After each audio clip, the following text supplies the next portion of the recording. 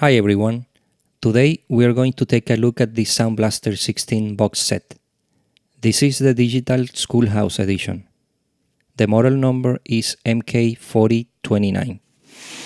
It was released around 1994 and it came with a Sound Blaster 16 CT2230, a dual-speed CD-ROM drive, a set of speakers, and a bunch of kids-oriented software. The minimum requirements were a 386 PC, DOS version 5, or Windows 3.1. Okay, so let's open it up and take a look at the contents. In the first box, we have the Sound Blaster 16 CT2230.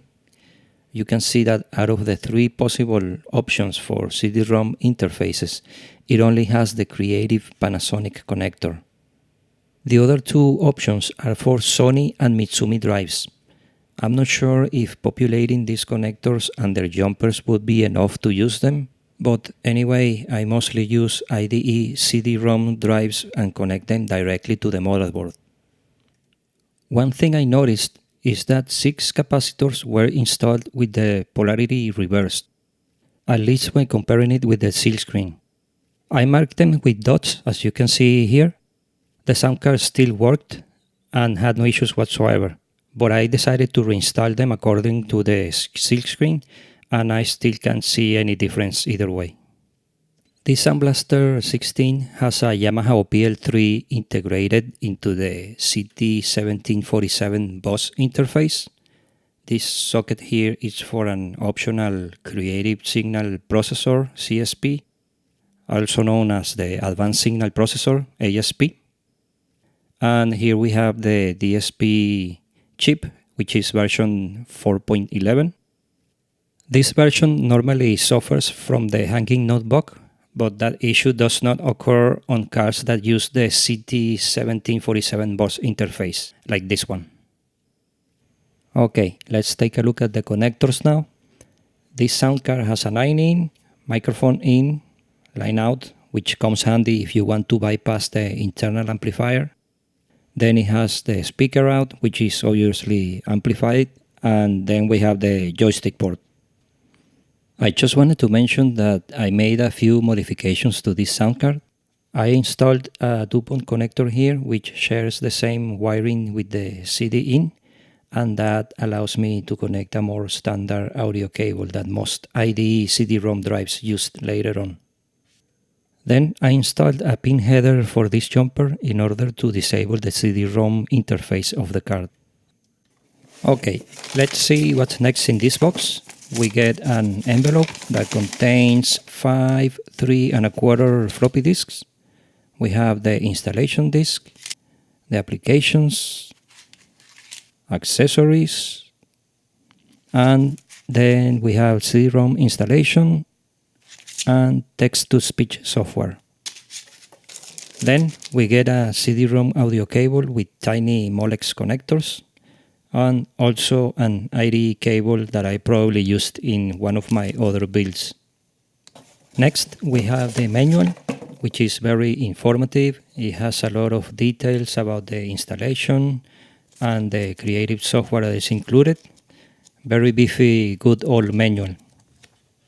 Okay, then we have a cardboard that fills up some space here and a set of passive speakers, model number SBS30, and I'll get back to them in a second. Next we have an internal CD-ROM drive, a double-speed Matsushita model number CR-563-B. On the back it has the analog and digital outputs and this 40-pin connector, but as far as I know, it's not IDE compatible, so you should not connect it to an IDE interface on the motherboard. It has to be connected to the creative Panasonic port on the sound card. And the front of the CD-ROM drive, it's pretty standard for back then. Okay, now let's take a closer look at the speakers. And these probably sound as bad as they look. Most people didn't have good PC speakers anyway. And the cable feels really cheap. Okay, and now we have the very last box of the package. that contains the additional software. First we have the D-ROM books, and it looks like a computer learning software for young kids. Next we have the 3D Dinosaur Adventure. It's another educational software, and it comes with one of those 3D glasses for some scenes. Pretty cool for back then. Next is the Alice Playhouse. You interact with different objects around a virtual house. Pick some of these virtual friends. It demonstrates some musical instruments. It has another section about the planets in the solar system, and so on. Next, we have Gus Goes to Cybertown, another game where you interact with objects around a virtual cybertown. Looks fun for young kids. Then we have Speed, and it looks like a demonstration with some footage of different vehicles, cars, airplanes, and so on. Next we have Scooter's Magic Castle. It looks like a pretty nice adventure game where you interact with different objects around a castle. It has pretty cool art. And on the other side, it has Eagle Eye Mysteries in London. It looks like a really nice point-and-click game, and you play the role of an investigator trying to figure out what's going on in the city. Next, we have Peter Pan, another point-and-click game where you interact with different characters. It looks really good. I like the graphics. Next, we have another Eagle Eye Mysteries, and this is the original version. It's another point-and-click game where you had to figure out what's the mystery in this town. It looks interesting as well, and it has nice graphics. Next, we have the Grolier Encyclopedia. I don't know how it compares to Encarta, but it looks interesting as well. Then we have this flyer promoting some software for kids. I think it's subscription based, and they also have a magazine, and the name was Kids Soft Club. And lastly we have the Cruncher, Spell It 3, and KidWorks 2.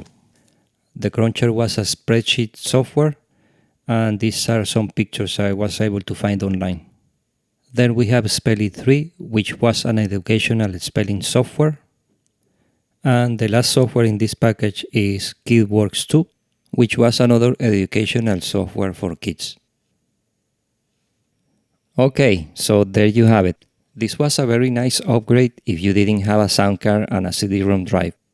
But when it comes to the software, it wasn't something my teenage self would have been interested in back then.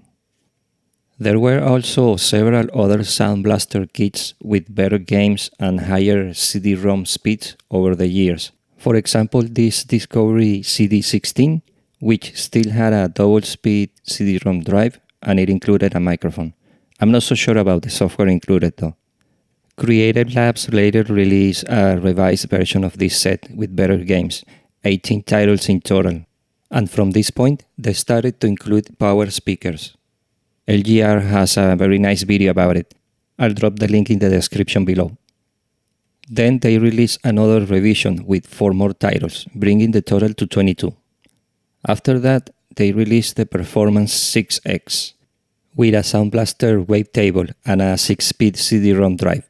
This is another Discovery CD with an 8-speed CD-ROM drive. There were 2 different releases of this one. One included the Encarta Encyclopedia, and the other one the Grolier Encyclopedia. And the last one I was able to find is this Discovery O64 with a 24-speed CD-ROM drive. Okay, that's going to be it for this video. Take care, and I'll see you next time.